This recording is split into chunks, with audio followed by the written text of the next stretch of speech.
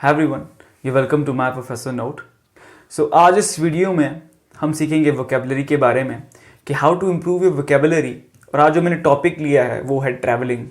जब हम ट्रैवलिंग करते हैं तो हमें कुछ वर्ड्स हमारे सामने आते हैं और उनके मीनिंग अगर हमें पता ना हो तो मुश्किल खड़ी हो सकती है। तो उन्हीं वर्ड्स के बारे में आज हम इस वीडियो में सीखेंगे। So let's get started. And travelling, traveling gives us exposure.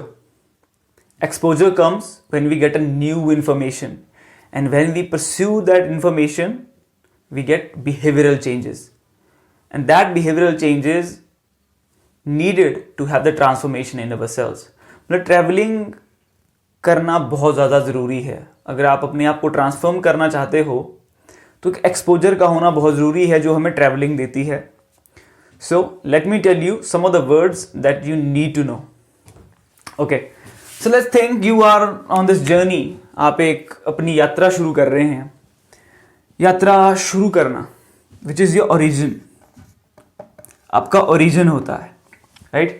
That's the place where you board, maybe on your bus or car or plane or on a train. We call it embark, चढ़ना, rail पे चढ़ना, बस पे चढ़ना, जहाज पे चढ़ना, embark कहते हैं। फिर आपकी जर्नी होती है, ये आपकी जर्नी है। इसे हम काफ़ी इंटरेस्टिंग बनाने की कोशिश करेंगे। आपका ओरिजिन हुआ, आपने एम्बार्क किया, पर एम्बार्क करने से पहले जब आप एयरपोर्ट पे पहुंचते हैं तो वहाँ पे चेक इन होता है। ठीक है, कुछ नहीं होता। आप एक डेस्क पे जाते हैं, वहाँ पे आप रजिस्टर करते हैं, अपना टिकट दिखाते हैं, वो आपको बताते हैं कि आपका सीट कहाँ है, आप कहाँ बैठेंगे। तो यहाँ पे आपका चेक इन होता है। जैसे कि हम होटल में अपना चेक इन करते हैं, जब जाते हैं तो चेक इन करते हैं, आते हो हैं तो चेकआउट करते हैं। अब ये जो हमारी जर्नी है, this is the main part of it, right. Destination होता है जहाँ हम पहुँचते हैं, right. This is like a birth and death and the life between is the journey that we are in right now. अगर ये यात्रा आप करते हैं by sea तो इसे कहते हैं voyage. You sail on a ship and you arrive at your destination. अगर ये एक छोटी यात्रा है जो कि हम रोज करते हैं, जिसे कहते हैं भ्रमण, तो इसे कहते हैं excursion. क्या कहते हैं? excursion. I still remember there was, now he's still alive, uncle. He used to take excursion to wine shop. वो सुबह सुबह अपना दारू दवा कर लेते थे. And after that we used to find him somewhere, around the corner. कहीं रोड पे पड़े होते थे. तो वो एक अच्छा स्टार्ट है. You must do that. Please don't do that. So taking short walks, सुबह का भ्रमण is called excursion, right? अगर अब जर्नीज होती हैं, अगर आप जाते हैं by plane so you fly, अगर आप जाते हैं by car so you drive, अगर आप जाते हैं by bike so you ride, right. And if you go by ship so you sail, horse you ride, right. जब आपकी जर्नी शुरू होती है तो आप एम्बार्क करते हैं, आप अपने बस पे चढ़ते हैं, रेल पे चढ़ते हैं, जहाज पे चढ़ते हैं, और जब उतरते हैं वी कॉल दैट डिसएम्बार्क, उतरना। और get off, what are you doing? I am getting off the plane. What are you doing? I am getting off the car.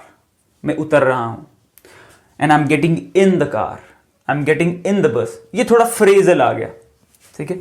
Phrases का भी पता होना बहुत ज़्यादा ज़रूरी है, and you must know phrases.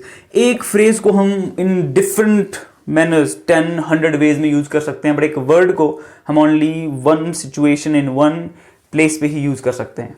तो phrases are really important to learn, alright. इसके साथ ही तो ये तो हुई हमारी जर्नी। हमने चेक इन किया, हमारी शुरुआत, हमारा ओरिजिन रहा, हमने एम्बार्क किया, हम जहाज पे चढ़े, ठीक है, और हम उतरे, डिसएम्बार्क एट अवर डेस्टिनेशन। अगर आप बाय शिप गए तो आपने वोयाज हुआ, अगर आप कदम से कदम मिलाते हुए चले तो आपका एक्सकर्जन हुआ। आप कहाँ पे चले? आप चलते हैं फुटपाथ पे, दैट वी कॉल पेवमेंट, पत्थर का बना एक पक्का रास्ता, राइट। अब इसके बाद मैं आपको कुछ चीज कहना चाहूंगा कि जब आप वोकेबुलरी आप सीखते हैं तो सबसे पहले उसका मीनिंग आप हिंदी में जान लीजिए कि होता क्या है। न्यू एजुकेशन पॉलिसी आया है, उसमें भी कहा गया है कि till 5th they have to read और learn in their mother tongue. वो इसीलिए जरूरी है कि ये जो आपका एज होता है इसमें हमारे कॉन्सेप्ट्स क्लियर होना बहुत ज़्यादा ज़रूरी है। इंग्लिश में कॉन्सेप्ट्स क्लियर नहीं होते बिकॉज आप एक चीज़ को ट्रांसलेटेड मैनर में जब पढ़ते हैं, कुछ इंग्लिश में लिखा गया है, ठीक है, और आपको हमेशा उसे हिंदी में ही पढ़ाया जाएगा क्योंकि समझ तो आपको अपनी मदर टंग में ही आना है, तो क्यों ना उसे मदर टंग में ही सीखा जाए। उससे आपका जो कॉन्सेप्ट होता है, होता क्या है कि आप जहाँ के रहने वाले हैं, जिस तरह का आपका एनवायरनमेंट है, उस तरह की ही लैंग्वेज हमारे ब्रेन में वायर्ड होती है। और हिंदी अच्छे से वायर्ड है तो कॉन्सेप्ट्स अच्छे से क्लियर होंगे। तो एक बार आप उसका सिग्निफिकेंस जान लीजिए कि होता क्या है। मान लो आपको पता चल गया कि पेवमेंट का मतलब है फुटपाथ, तो आपको पता है कि हाँ फुटपाथ है, तो आपको अब आइडिया थोड़ा क्लियर हो गया, ठीक है। फिर उसकी डेफिनेशन आप इंग्लिश में पढ़ लीजिए ताकि पेवमेंट का असली मीनिंग क्या है वो आपको पता चल सके। इसका आपको मैं एग्जांपल देता हूं कि हिंदी में वर्ड को जानने के बाद आपको इंग्लिश में उसकी डेफिनेशन क्यों पढ़नी चाहिए। ऑलराइट, उससे होगा क्या कि आपका माइंड कभी भी वर्ड्स को ट्रांसलेट उतना करेगा नहीं। आपने कहीं मान लो इंग्लिश में लिखा हुआ शब्द देखा and you know it's definition in English itself, तो आप हिंदी में जाकर उसको ट्रांसलेट नहीं करोगे। फिर वो एक लॉन्गर प्रोसेस होता है। फिर आप पहले किसी शब्द को देखेंगे, अपनी भाषा में ट्रांसलेट करेंगे, फिर रिप्लाई करेंगे, तो लॉन्गर प्रोसेस होता है। इसकी आपको चीज मैं यहां बताता हूं कि एक शब्द को जानने के बाद हिंदी में उसकी डेफिनेशन को पढ़ना क्यों जरूरी है। Let's take this example, there this word squalid, right. इसका मतलब होता है डर्ट, मैला होना हिंदी में, राइट, मैला होना या डर्टी, राइट। पर जब आप इसका डेफिनेशन देखते हो डिक्शनरी में, so it says it's dirty because of poverty, गरीबी के कारण मैला होना। अब आपको कहीं गंदा दिखता तो आप वहां पे स्क्वालिड कह देते, मे बी। अब डर्ट तो कहीं भी हो सकता है, outside of some elite people house, right, तो आप वहां पे स्क्वालिड नहीं कहेंगे बिकॉज स्क्वालिड वहां होता है जहां पे गंदगी गरीबी की वजह से होती है।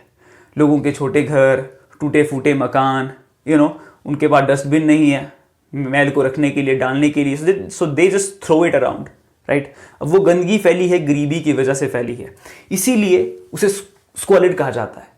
हिंदी में इसका मतलब आपको मैला दिखेगा, but definition in English is bit different, it's dirty because of poverty. इसीलिए उसकी डेफिनेशन को जानना भी बहुत ज्यादा जरूरी है। अब तीसरी चीज, अगर आपको वोकैबुलरी को हमेशा के लिए लर्न करना है, याद करना है, तो सबसे पहली चीज ये कि जब भी आप कोई शब्द सीखते हैं, any word that you learn, मान लो ऑब्वियस हो गया, ठीक है, ऑब्वियस एक वर्ड है, आपने सीखा, इसका मतलब होता है स्पष्ट, क्लियर, ये क्लियर है, राइट। सो आपने ये सीखा, so try to use it.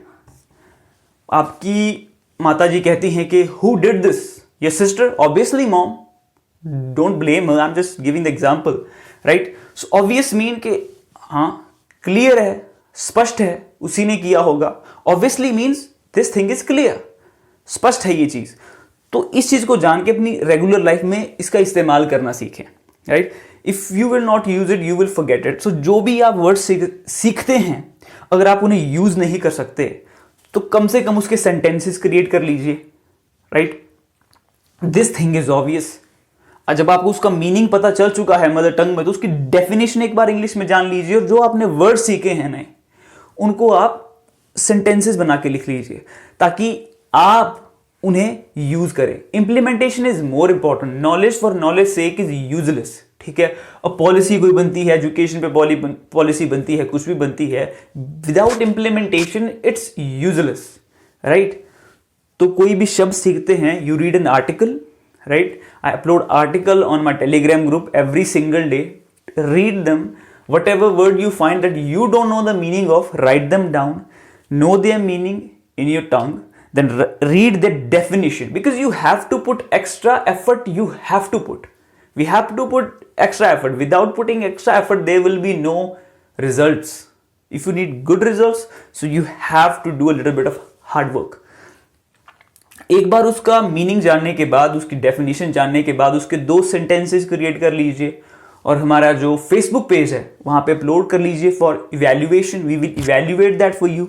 Alright, if there will be any mistakes we will let you no.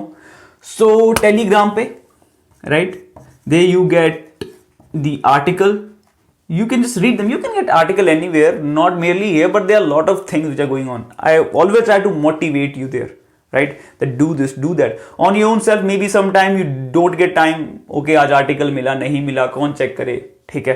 But hey, if you have this Telegram on your phone, you will get the notification that there is an article. Just read it, find out the word you don't know the meaning of, write their meanings, and just try to create sentences out of it. जो भी आपने पूरा article पढ़ा, उसका थोड़ा summary conclude करके लिख लीजिए. वो आपको हेल्प आउट करेगा, राइट, कि किस तरह से